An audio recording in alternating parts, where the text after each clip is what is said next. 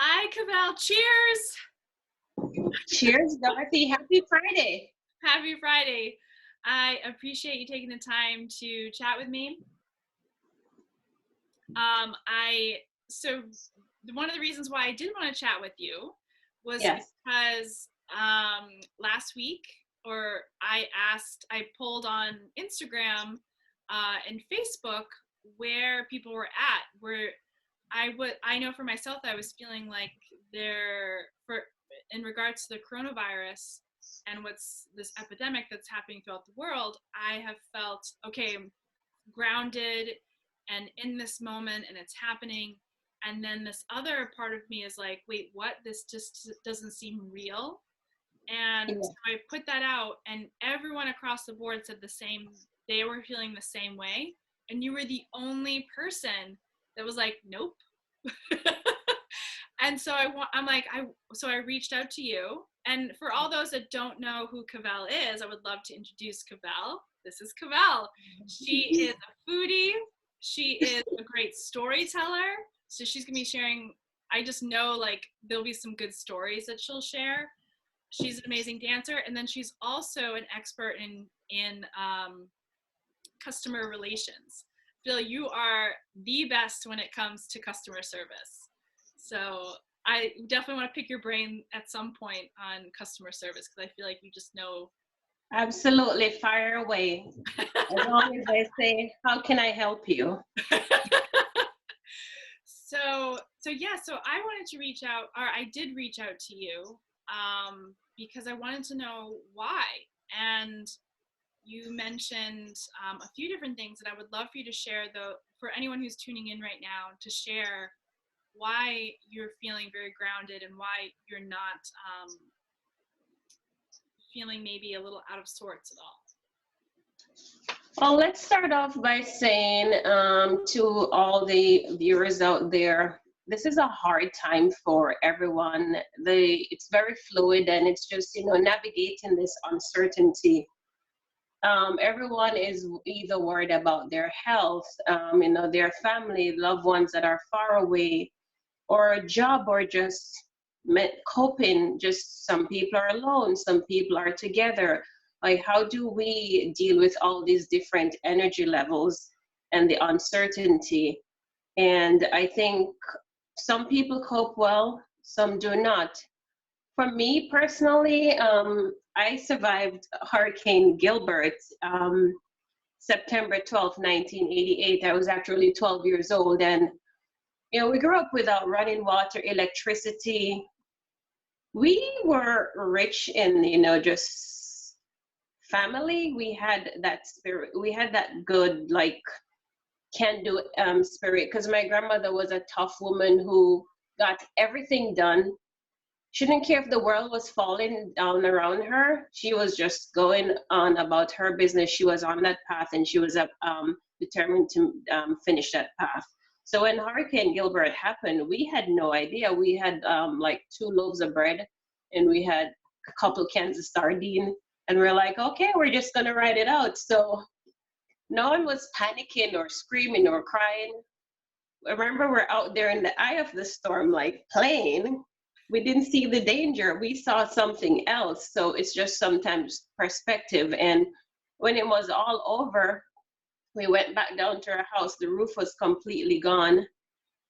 We had nothing. But out of that, I can tell you, we got aid from the government. So we were able, because of Hurricane Gilbert, we were able to have concrete floors, a better home to live in. So out of that tragedy, there was something good, and people were more aware of, food waste. They started planting more food and just being resilient and neighborly.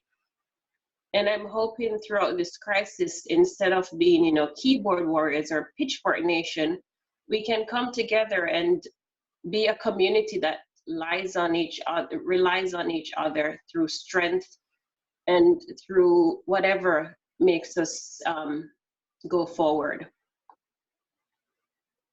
Yeah. Yeah, me too. Is that your grandmother, is that some of the things that she instilled upon you, that neighborly and the strength as well? Yes. So last year, I took up public speaking because one, I have an accent, so most times, let's just say I'm using Zoom now, and I have to say Zoom because when I say Zoom, people are like, "What?" So I took up public speaking because most times I tend to like babble, I think, I don't know, or I feel like, oh my God, here's this Jamaican girl standing up in a room full of Americans. They're not going to understand what I'm saying. So I kind of shut down. So I took up public speaking with Janet Forrest, and we were asked to pick a subject, and it was, where am I from? I'm from Jamaica. I'm a farm girl. And one thing, I remember looking back at that paragraph, my grandmother, she taught us how to share. We had 6 acres of land, and she'd have us pack little baskets, and we'd take it to the single moms or the less fortunate, because we didn't consider ourselves less fortunate because we had food. It wasn't about money. We had food, we had health, and we were happy to a certain degree. So we didn't consider ourselves less fortunate. My grandmother would have us take baskets to the neighbors. She would not only give them the basket, but she would teach them how to sew, how to make nutritious foods for their family, and also how to farm. She worked at the hospital, and she was a janitor, but she had all the medical supplies. So if there's someone in the community that didn't had a cut or something, you would see or someone say, "Miss Daphne, I got a cut," and she's like, come on down. So our home was always welcome for help, and if you needed anything, because in Jamaica, we just believe in sharing. If you look at the situation in Jamaica, no one is writing. I shared that with my daughter last week, and she's like, "How?" And I said, "Well, it is what it is." And she's like, "It's because you're used to suffering." I said, "Could be that, but we know how to deal with crisis." So just looking back, my grandmother gave me all those tools, how to deal with crisis. My aunt was another one. She is so tough. She lived, she was a domestic helper for a family, and something happened and they weren't able to return to the country, and she had 6 oranges. And every morning she'd wake up, she'd read her Bible, pray to God. She'd eat half in the morning and half in the evening. And that's a story that has sat with me for my entire life because it just showed discipline. She told us about the gentleman who had the banana and thought that was the end of his life. So he ate the banana. He was going to jump out of the tree and kill himself. Then when he looked down, someone walked by and said, "Oh, a banana skin, thank God." And then he realized, my life isn't so bad. So it's just looking at our lives now and seeing what is it that is good. Look at all the good things.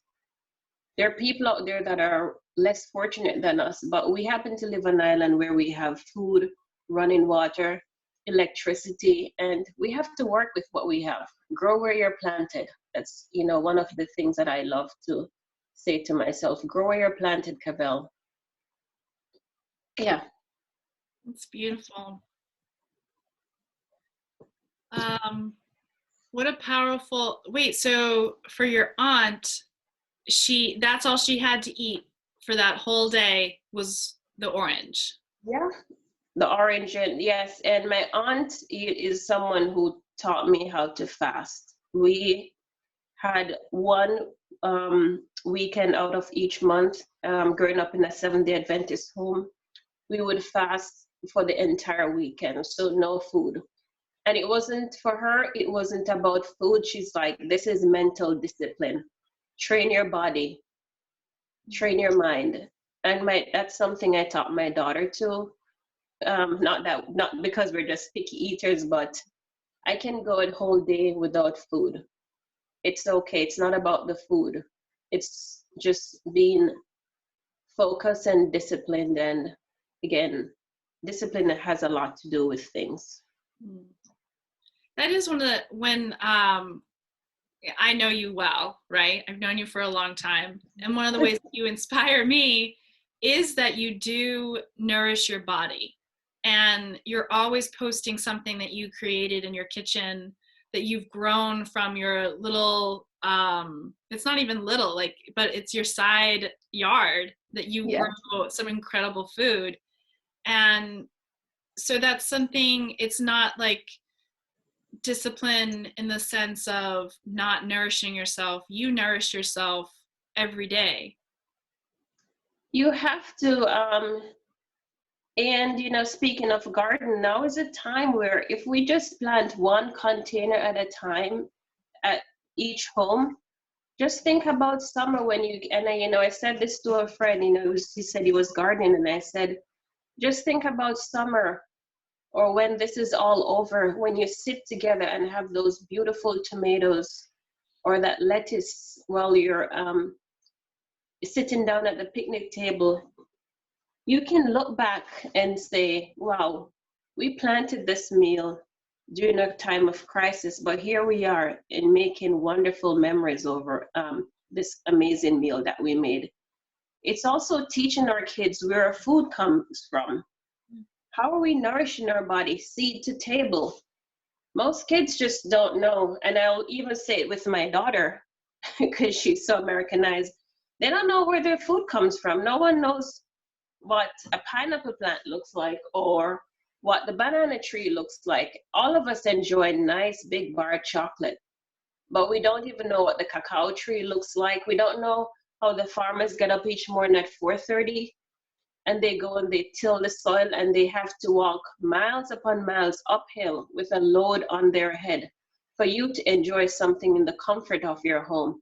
So we need to all get out of our comfort zone and do a little planting. See how the food that you're eating, where does it come from?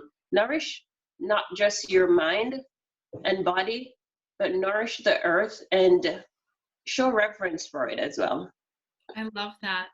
So for your grandmother, what lessons to get you through crisis moments, those moments when the storm's hitting, what were some of the things that she instilled within you? Well, the first thing she said, if you ever start to panic, you're going to go outside with the wind. So we're like, okay, now we're going to do it.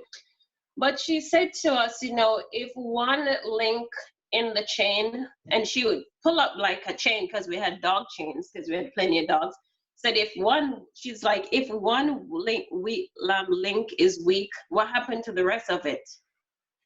She said, you see, sometimes when you walk through that mud and it's hard and you're trudging through the mud and you feel like you can't go, she said, keep going, because this is what life is all about. She's like, life is not a bed of roses.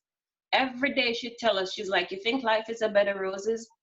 She's like, you're female and no one has pity for women. She's like, they'll take pity on a man, but not you. You have to be strong.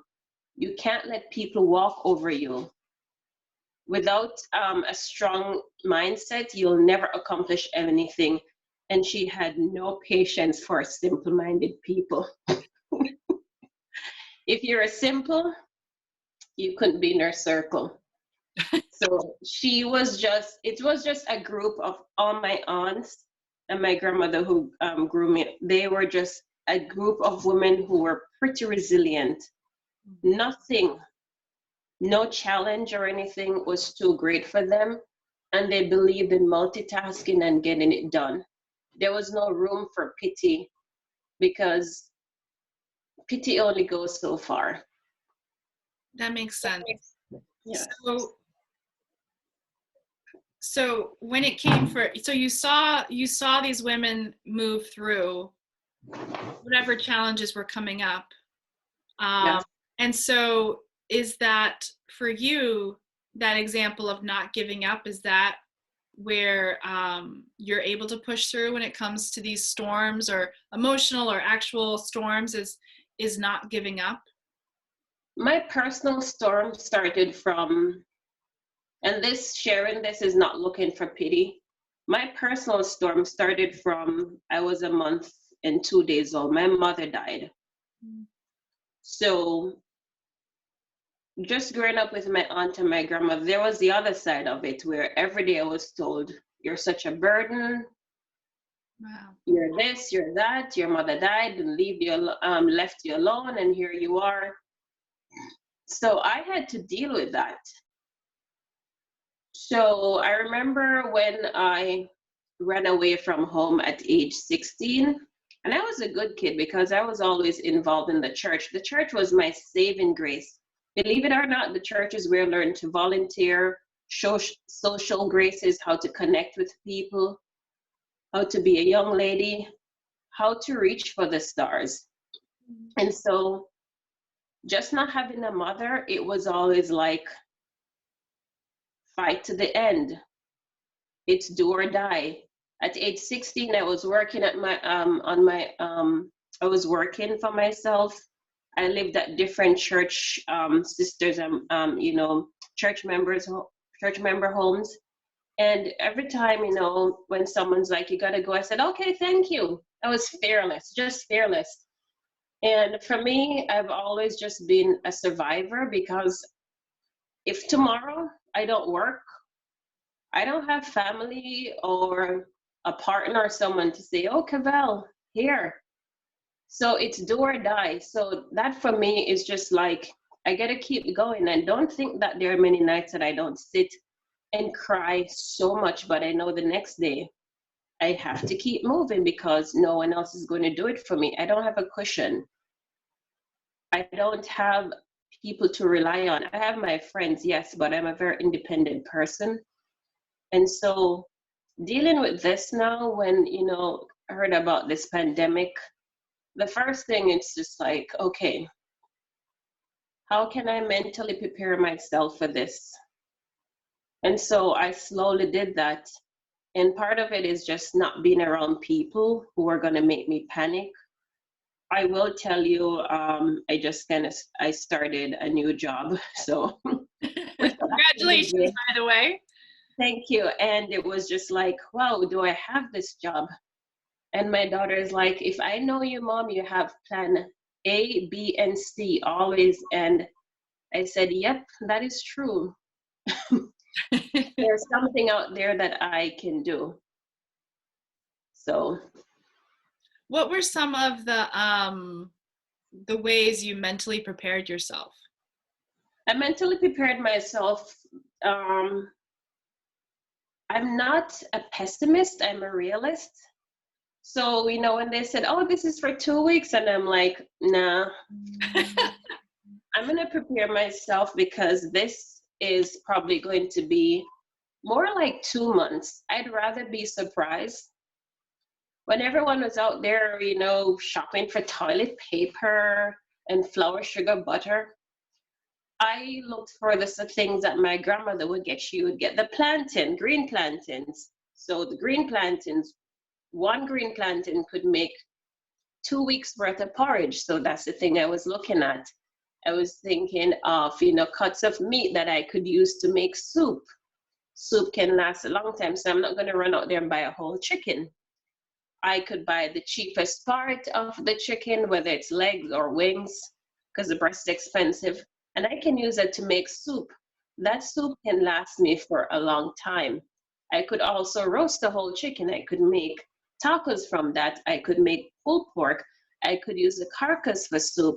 There's so many things, because this is the mom who, just having a daughter when I just started living here year-round in 2005. And I remember, oh my God, I had to pay rent for $800 and all these things. And I sat crying, they're crying like, oh, what am I going to do with this one chicken leg? Oh, I can make a quesadilla. I have an apple, I have a this, I have that. And so I mentally prepare myself for the group. I prepare my meals, what I'm going to eat. And then during the winter, I've always been an introvert. So I enjoy it. So this is like an extended period for me. And so I'm not really bothered by it. The one thing I worry about is, work. will I be able to get back to work? Because again, without work, I have no livelihood or any way of sustaining myself. But those are some of the ways. And also, the most important thing is just reaching out to people. How can I help you? What can I do? So I'm always thinking about that. What can I do to help others? Because by helping them, I'm not sitting down at home being idle. And because sometimes thoughts just creep into your mind, and that's how you start to just lean over to the dark side. Yeah. So it sounds like you were focused on, you became hyper focused on, okay, what are my needs, and going from there. Yes. What are my needs? What are the things that are most important to me? As we can see, half of the nation is toilet paper. I know. Oh, it's kind of wild. Another stuff is water. Some it's, and I do feel bad. It's the parents at home with the kids. How are they gonna, they're focused on their kids' education. And these are younger kids. Are they gonna go to get a good education? Am I gonna have the patience? How am I going to work? So, I sit and think about those things that people are experiencing. And then there are some people who straight up cannot, like the extroverts, like they cannot stay home. It's just like, this is too much. And then what about the family that don't get along, or the couple who kind of hates each other, but they're stuck in this place? So those are the things I think about, and I wonder, how are they coping? Do they have the coping skills? What can I do? How will this affect them? Domestic abuse.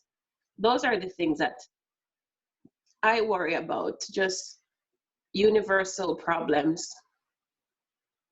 Yeah, it's those they're not little problems, but they're the problems that are the everyday, right? Yeah. Yes. So, and that's, I think, when these times happen, when we do hone in on what matters most, that's what gets us through these challenging times. So it's like, okay, you start to drop off everything that doesn't matter, and you really hone in on, okay, here, like being super grateful for all the things you have, whatever that does look like you said, water. We have water. We have, hot water. We have indoor plumbing. We have plenty of food. We have, a warm roof over our heads. All these things where it's those needs, and we have them met. And yeah. Because that's something I didn't have when I was 12. And here I am 44 years later, this time with whatever is going on. I have heated floors. I have a comfortable bed. I have a nice little basement apartment. And the gratitude that swells from within my heart is just beautiful, because this is great. I can ride out this pandemic because I have these things. I didn't have them when I was 12, but then I was a kid, So these are the things, every morning I wake up and I have gratitude in my heart, gratitude for fresh air, gratitude for being an American citizen. I mean, one of the greatest opportunities, gratitude for work, my loved ones, my friends. My friends are so important to me. I see my friends as potted plants, because some people have friends and it's like a bouquet. The bouquet fades, it wilts, it withers. But all my friends, those are like potted plants, because they're rooted, they're around me. And I'm grateful for that. You always have the best imagery, and I don't say that right, but imaging, you know what I'm saying? Hopefully everyone else does too. But like that's such a beautiful, Analogy? Yeah. To show it's like people who are rooted, and that also sounds like it grounds you as well.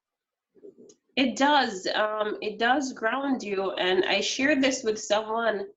My grandmother, she had stories, man. Saturday night after Sabbath, it was just stories around the wood fire.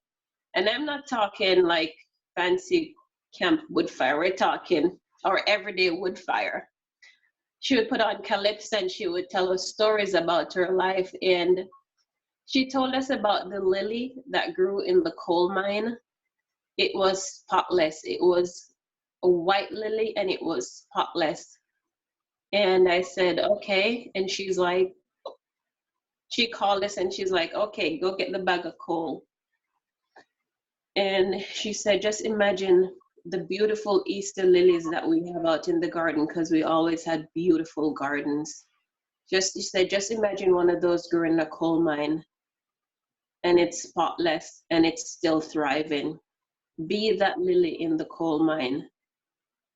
And we all have to be or try to be that lily in the coal mine, because the coronavirus is our coal mine, but we can't allow it to consume us. We have to fight it. We have to try our best. It's a blessing, right? Like that beautiful, it's beautiful. Yeah. Were you, I don't know if it was you or somebody else that you were talking about finding the beauty in the chaos, that you always, was Yes. that you? Yeah? Yes. Yeah, yes. I know sometimes when I get on the phone with you, our conversations tend to go very long, but because it's interesting. There are people that I could talk to for hours, and then there are people I was just like, oh my God, just let me melt beneath the floor. Don't know what to say. But there is always something beautiful in chaos. Look at this chaos. I'm not even going to go back to examples in my life, but let's look at this chaos. Yeah. So I used to post on social media about my food, exercise, or if I'm having a shitty day. And people be like, oh my God, we don't want to see your exercise. Hello? Everyone is going live exercising because that's what's keeping them sane. Going back to that, when I posted my exercise, there were people out there who were inspired. When I posted that I had a bad day, people are like, thanks for being vulnerable. Now everyone is saying, oh, I'm going crazy. Now it's the new norm. It's so interesting. And then when I, would post about my food, they're like, okay, we get it. Now everyone is doing taco challenge or this challenge or whatever, because things that we thought other people were abnormal, it's now the new norm. So, it's a global reset in this chaos. The $15 an hour worker or lower than that, they're now the heroes. The nurses that people didn't care about, they're now the heroes. All those people, the farmers, all those little small shops that people overlook, now people are turning to them because they can supply the food that you want. Now everyone is trying to buy local. So things that were taken for granted, people are now enjoying it. People are enjoying time with their family. They're enjoying time. Look at technology. Zoom was like, okay, one here and there. It went from about 50,000 users to 4 million users. Yeah. Like, so just to see the little things that we take for granted, it's now the new norm. And staying at home isn't so bad. Drinking alone at home isn't so bad. Hanging out with my cat isn't so bad. I'm no longer the cat lady because we're all united in this, and our pets are happy, our kids are happy. And so we just have to find beauty in this chaos. Write down every day what is the most beautiful thing that you've discovered with your family. What is one thing that you're doing better that you didn't do 3 weeks ago? We're learning about all these different restaurants. We're learning about people because we're taking time now to look at people's profile, their jobs, or just about anything, their accounts. So we're learning more about people. And now when you give someone a hug, when you go on the street next time, no one was like, oh my God, I don't hug. They'll be like, oh, I love this. You're out dancing with your friends like you and I always do. You'll appreciate it. So many things we're going to appreciate. And people will probably walk more and drive less. They will care more about the environment. So there's a lot of blessing in this. And yes, there's the downside. Right. I'm not blind to that. But right now, we have our health for those of us who are healthy. And we have to be grateful for each day, one day at a time. Yeah. Yeah, that's definitely, those are lessons my mom instilled in me. There's always a blessing. There's always some form of silver lining. Yes. And it's not always easy to find, and it's not always easy to say too.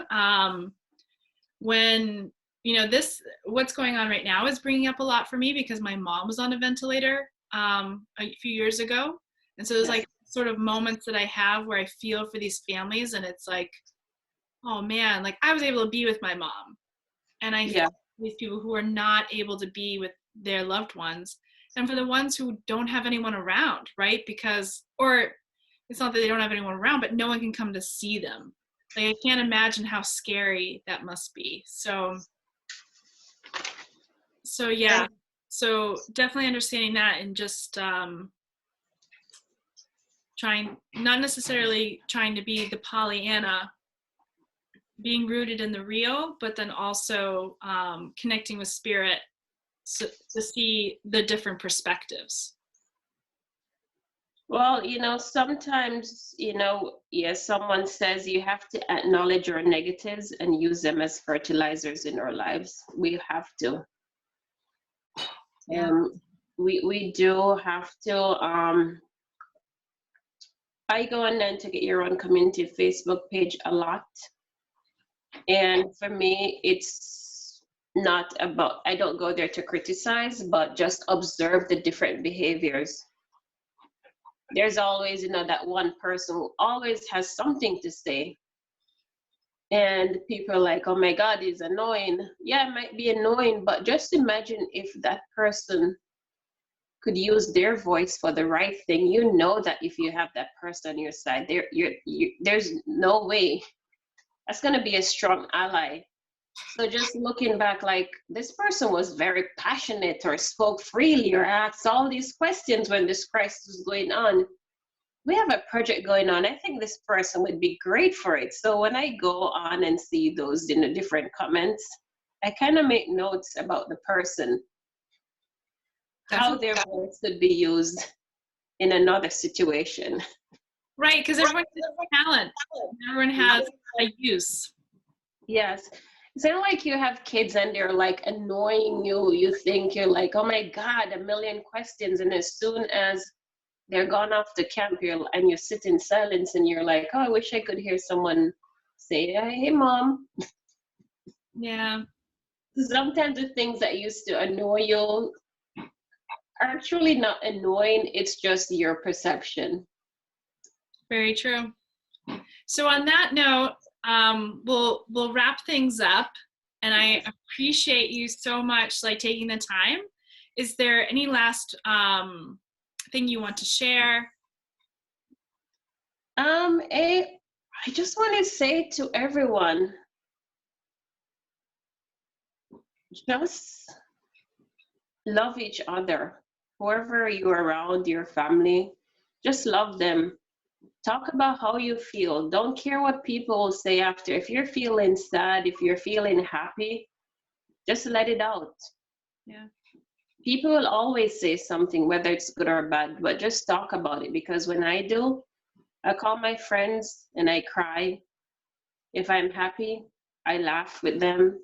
But just remember, we are a little island and we are lucky to be here. And it's March, and this March will be a very historic one. It will. That's actually one of the things that I find surreal, is the fact that we're all going through this at the same time, right? It's like worldwide.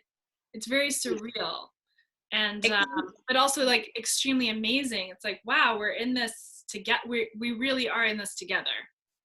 It does feel like, Dorothy, I was in the bathroom and I remembered, just to close up with this, when we all went out on New Year's Eve night, it was supposed to be super happy and fun. There was something that just didn't sit right. It was like there was something coming. Yeah. We kind of went home, and most people felt like that was just like, it was a weird start of the new year. It's something I've been feeling for a while, and when I tune into spirit, they've been saying you know, they're just like, okay, this is the year things are going to break down and it's going to be challenging. Those that have done the inner work won't feel as disruptive or Yeah. disrupted. And those that haven't maybe done the inner work are going to feel like the world's ending. Yes. But really, this is ushering in the masculine energy of the world, which is about you know, competition, and you can go into a whole bunch with what masculine energy represents, is moving away, which we've been in for so like centuries, right? We've been in for so long, this masculine energy, and it's shifting over to a feminine energy, which is about community, which is about togetherness, which is not coming from a place like the masculine energy is the self, whereas the feminine energy is the community, and that's where it is shifting. And so we're going to see a lot of things break down, which can feel very scary and unsure. But if we're rooted in the earth and connected to spirit, then we're divinely guided, and we can follow through, and know that we'll get through this, especially if we connect with that energy of community. We'll find that we weather the storm and come out stronger and find those blessings. Thank you so much, Dorothy, for having me on. I do love Fridays. Fridays, it's a busy day. It's not the end of the week for me. Friday is a day to like kind of tie up those loose ends and get prepared for Monday. Yeah, I like Fridays too. Where can people find you? You can find me Instagram. I go by Caviar and the High Heels, two of my favorite things. I'm also on Facebook. You can also email me at Cavel, and that's CavelGM, M as in mother, @gmail.com. Awesome. Well, I appreciate you so much. I love you, Cavel. And I can't wait for us to dance again. Yes, we will dance, and I'm not shy. All right. Have a great weekend and take care, and much love. Much love to you. Thank you. Okay. Bye-bye. Bye.